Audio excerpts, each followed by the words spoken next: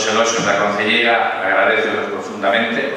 Seguiremos traballando na mesma liña, porémonos de man sobre man e comenzaremos a traballar como sempre, unha vez que iniciemos o novo ano, como sempre, en febreiro, marzo, contactar con nova xente e prepararnos unhas novas jornadas e agora vamos polo número 12.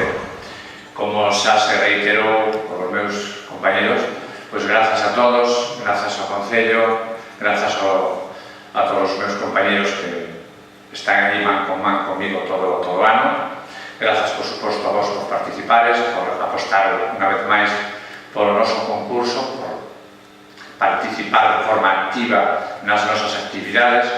É un placer, como sempre. Para mí xa non sodes menos asistentes, sino un grupo de amigos aos que dentro dun pouco estarei moi orgulloso de darvos o vosso diploma, que vos acredita que estuvestedes con nós participando.